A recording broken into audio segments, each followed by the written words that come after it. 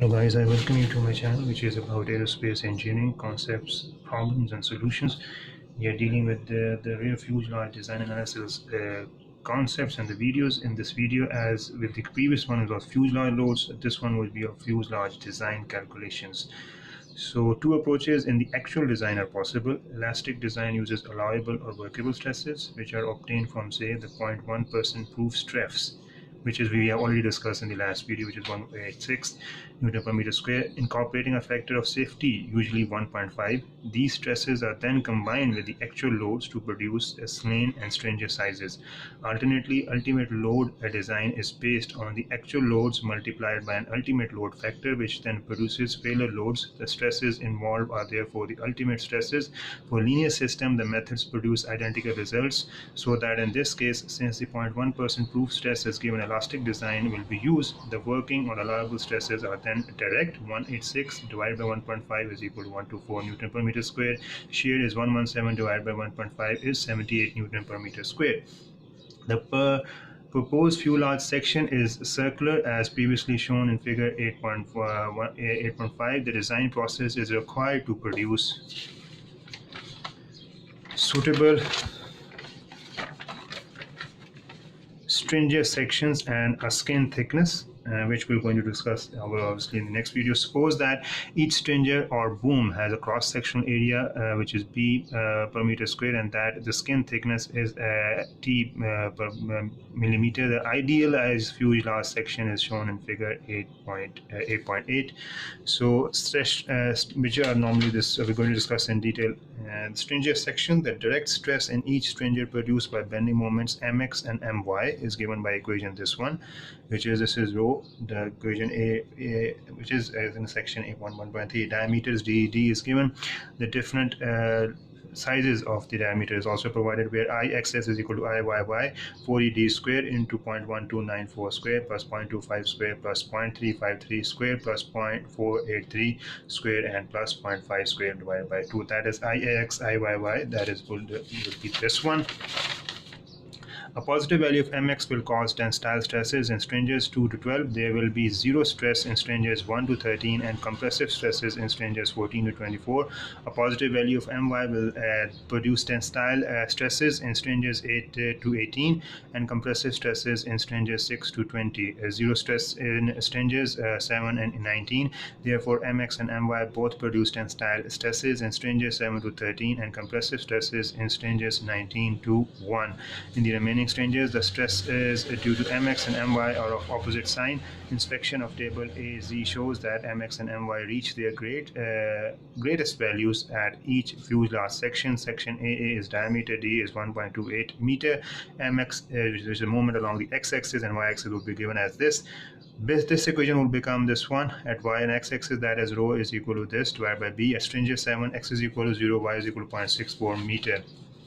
And that will be 5139 divided by b and divided by meter per meter square. Similarly, you find the rho at different points with the different coordinates, and also you have the values in front of you with the given section. And section CC, which is the diameter, is this one. We have actually discussed the sections in the figure as well. So the moments are given as this one. So the equation of the moment would be as at the point B would be this, and the related values would be as per the coordinates would be this one. These one. So these ones would be the related values. Section BB, diameter is given. Just apply the moment on x and y axis and get the stresses, which will be the shear stresses. Okay, now from the above it can be seen that the maximum direct stress of each fuselage section occurs in stringer 10 also. The stress in stringer 10 and all of the stringer is lower at section CC than at section AA, and lower at section BB than at section CC. An additional frame will be positioned midway between AA and CC and between CC and BB, and will be slotted to allow the stringers to pass through. The arrangement is shown diametrically in figure A.9 and in detail in figure A.B. The allowable direct stress in a stringer is 124 Newton per meter square. The maximum direct stress is stringer 10 at the section AA is 7121 BN divided by millimeter square. The required stringer area of Cross section is then given by 7121 divided by b is 124.